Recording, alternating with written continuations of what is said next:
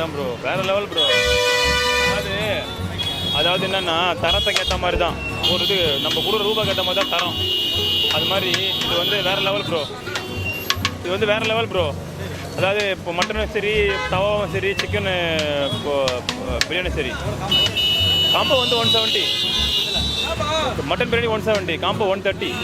பரவாயில்ல, 2 chicken 65 piece வைக்கிறாங்க, வேறு லெவலில் இருக்குது. டேஸ்ட்டு தான் ப்ரோ, அங்கே டேஸ்ட்டு தான் ப்ரோ. இது மொத்தம் வத்து வந்து 400 ருபீஸ், 400. ஒரு மட்டன் 2 சிக்கனு, ஒரு மட்டனு 2 சிக்கன் காம்போ, அவ்வளோதான். பியூட்டிஃபுல்லாக இருக்குது. நீங்கள் பார்த்தா தெரியும், வாடிக்கையாளர்லாம் வந்து வேறு லெவலில்.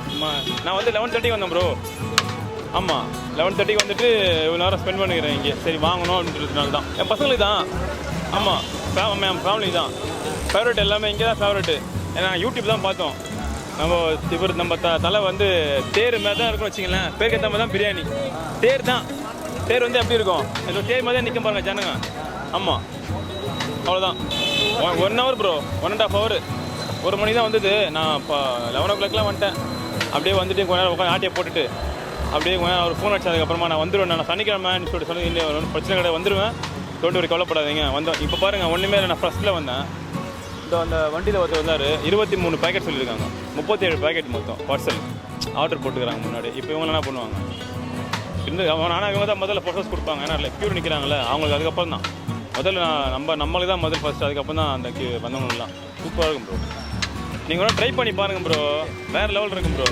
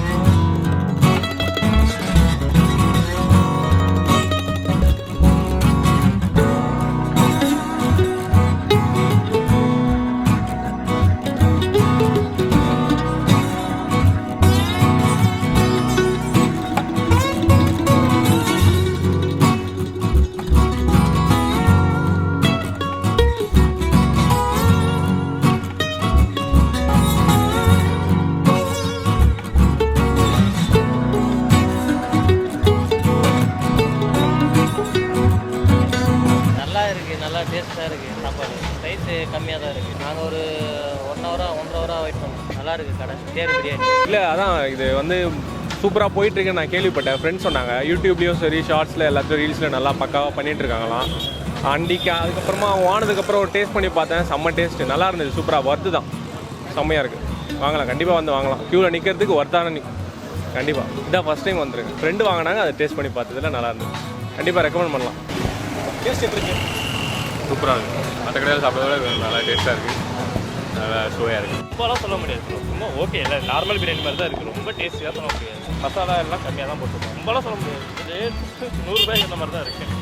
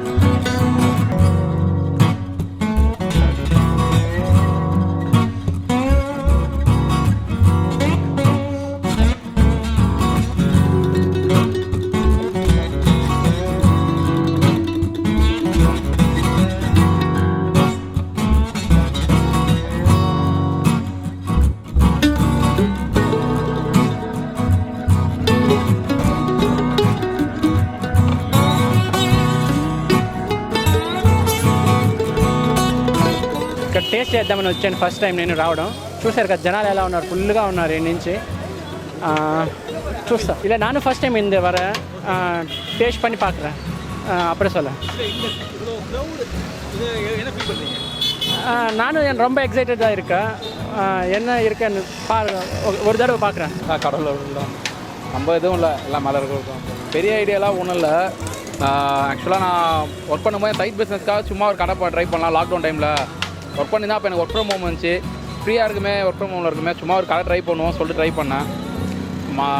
இதெல்லாம் பண்ணலாம், சும்மா யூடியூப் பார்த்து தான் ட்ரை பண்ணேன். அது கொஞ்சம் நல்லா ஒர்க் ஆச்சு. கடைசியில் ஒர்க்கே விட்டேன். இப்போ நான் இதான் ஃபுல்லாக பண்ணிகிட்ருக்கேன். எந்த ஒரு ஆர்டிஃபிஷியல் ஏஜென்ஸும் யூஸ் பண்ணுறதில்ல. ஹெல்த்தியாக என்னென்ன இருந்தோ போடுறேன். இப்போ நானும் பிரியாணி சாப்பிட்டா வந்தேன். வீட்டில் சாம்பிள் எடுத்து வச்சுருந்தேன், சாப்பிட்டா வந்தேன். எல்லோரும் சாப்பிட்ற மாதிரி இருக்கணும். சாப்பிட்டா ஒன்றே திருப்பி பசிக்கிற மாதிரி இருக்கணும். அது மாதிரி தான் இருக்கணும். அதாவது இங்கே வந்து இந்த வெயிலுக்கு ஷட்டர் கூட அடிக்க முடிய மாட்டேது. என்ன ப்ராப்ளம்னா, அந்த பில்டிங் வேறு ஒருத்தவங்களோட பில்டிங் அது. இந்த ஸ்பேஸ் போலனா எங்களால் முடிஞ்சிருக்கே தான் பண்ண முடியும். அதனால் வந்து வேறு இடத்துல ஒன்று பார்த்துட்ருக்கோம். இப்போ தான் கிச்சன்லாம் செட் பண்ணியிருக்கோம் கொஞ்சம் கொஞ்சமாக.